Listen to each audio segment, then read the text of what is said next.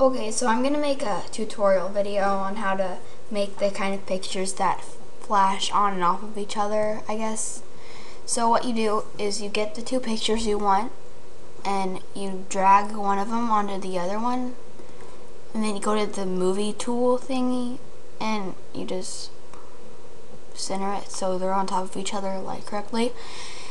And so now what you do is, so you have the animation thing, and if you don't have it, you go to window and you just click on animation and this comes up. And you go to the thing at the bottom, it's like a rectangle and it looks like a movie kind of, I don't know how to explain it, but that makes it goes to frames. And so since you have two layers, you have to go to the duplicate selected frames thing, and you click it once since you have two layers. So like if I had three layers, I would click it twice, so I would have 3 frames. But so you go to the first frame, and where this little eye is, you just click on it. So now it looks like this and it has that. And then you do the same thing, but you click it, the eye back on the layer. So now it looks like this, and like you can change it so it goes like this now. And so, and make sure it goes on forever or else it'll just go once. And so now it looks like this. Okay, so to make it like flash on and off of each other, you click the second frame to start out with, and you click the tween button, which is this thing that looks like a bunch of circles connected, and it's on you just leave it as it is, and I might say 5. You can just, however many layers you want to add, you just type in that number. But for Tumblr, 14 layers is like the max you can really have, or else it starts like freezing and stuff.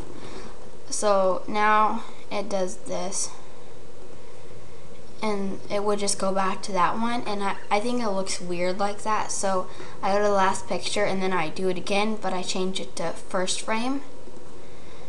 So now it looks like this, and it'll fade back into the first frame, and it just keeps going. So I usually, you can change how long each one gets. I usually make those 2 and like these 5 or 7, because you want the pictures to have a little longer time and the fading not to. Okay, so that's how you do that, and then you can go to File and open whatever PSD you want to use and apply it on there. And you can add as many as you want. Just take it and drag it on there and make sure it's at the top.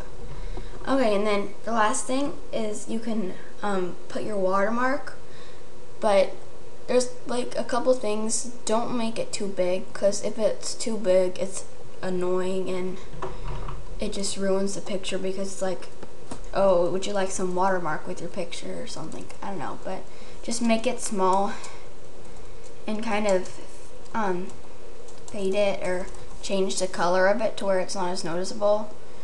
Like, you can change the opacity and fade it like that, so it's not like it's there, it's just not in the way of anything, and it's not huge. Just letting everyone know it's yours.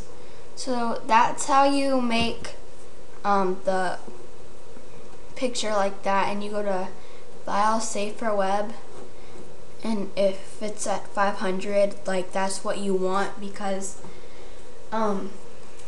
that's the size it looks good on Tumblr, that size. But if over here, if it's, and make sure you're at GIF. And so over here where it says 686.3K, if you're ever making a GIF or anything, it needs to be under 930K, or else it'll freeze. The same, it needs to be under 170 seconds. I don't know why, it'll freeze if you don't. So yeah, and you can, the way that you fix that is like you just change the width. Like if I made it 400, it goes down, and you might have to do that, but it just looks weird. So yeah, that's how you make this kind of thing, and you just save it and post it. So yep.